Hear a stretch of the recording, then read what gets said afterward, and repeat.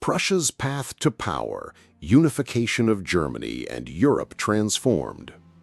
In the middle of the 19th century, Europe was a continent in transition.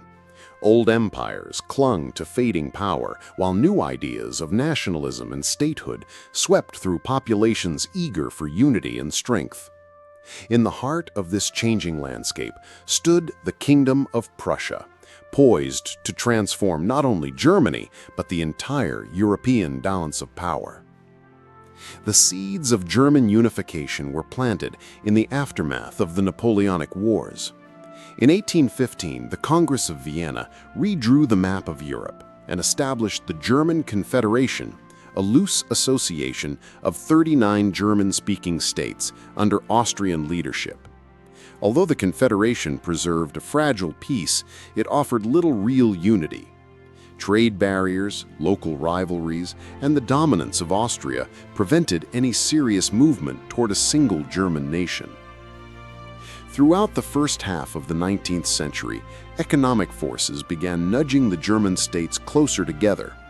The Zollverein, a customs union spearheaded by Prussia in 1834, removed internal tariffs and encouraged economic cooperation. As commerce flourished, so too did the sense that Germans shared not merely language and culture, but common economic interests. Still, political unity seemed distant.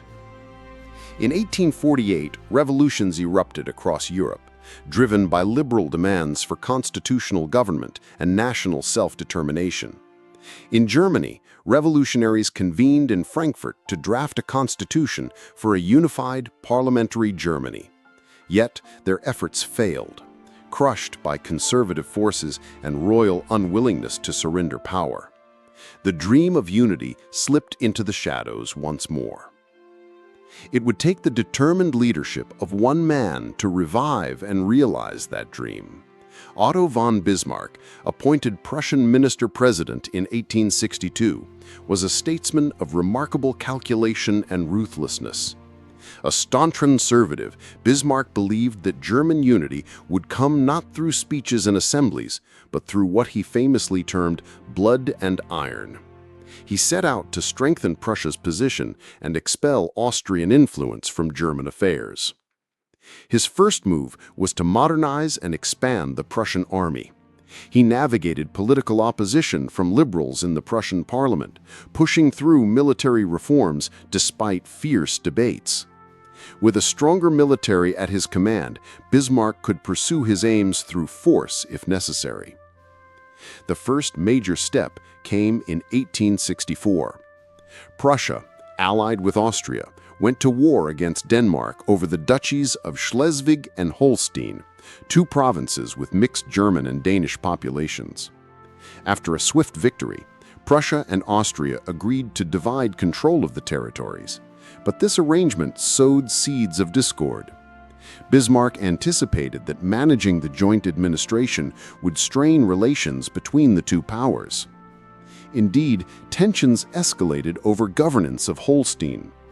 Bismarck used the disagreements as justification for a decisive move. In 1866, Prussia declared war on Austria, launching the Austro-Prussian War. The conflict lasted only 7 weeks. Prussia's modernized army, led by the brilliant general Helmuth von Moltke, defeated Austria's forces at the decisive Battle of Königgrätz. The war shattered Austria's dominance in German affairs. Bismarck chose not to crush Austria entirely, aiming instead to keep it as a future ally and avoid provoking Europe's other great powers. He crafted the Treaty of Prague, which expelled Austria from the German Confederation and allowed Prussia to establish the North German Confederation, uniting the northern German states under Prussian leadership.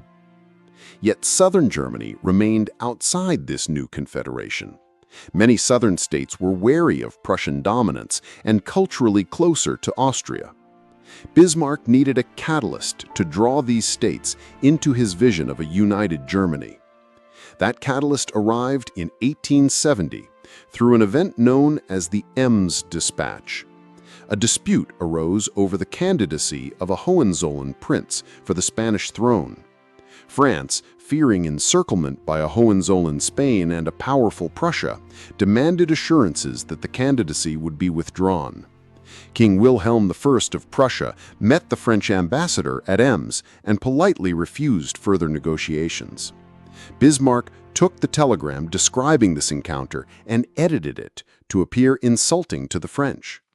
When the edited dispatch was published, it provoked outrage in France and led Emperor Napoleon III to declare war on Prussia. Bismarck had achieved his goal.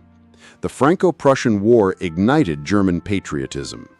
The southern German states rallied to Prussia's side, seeing France as the common enemy. The war unfolded quickly and decisively. Prussian-led forces surrounded Napoleon III's army at Sedan in September 1870, capturing the emperor himself. Paris fell in early 1871, sealing France's defeat. Victory brought sweeping political consequences. On January 18, 1871, in the glittering Hall of Mirrors at the Palace of Versailles, Wilhelm I was proclaimed German Emperor. The German Empire was born, with Prussia at its core. Bismarck's vision of unity had finally taken shape. The unification of Germany dramatically altered Europe's political landscape. A new, powerful empire stood in Central Europe, shifting the balance of power. France, humiliated and forced to cede Alsace and part of Lorraine, harbored deep resentment that would smolder for decades. Austria, sidelined from German affairs, turned its ambitions towards the Balkans. Meanwhile, Britain and Russia watched carefully as the new German state rapidly grew in economic and military strength. Prussia, under Bismarck, had accomplished in less than a decade what centuries of fragmentation had prevented: a unified German nation-state. Yet the methods by which unity was achieved sowed tensions that would echo into the 20th century. The seeds of nationalism, militarism, and rivalry that Bismarck had both harnessed and contained would one day contribute to far larger conflicts. But in the years immediately following 1871, Germany emerged as a formidable power, its industries booming, its influence spreading. Prussia had reshaped Europe, proving that determination, diplomacy, and strategic use of force could transform an entire continent's destiny. From the shadows of the German Confederation arose an empire that would stand at the center of European affairs for generations to come.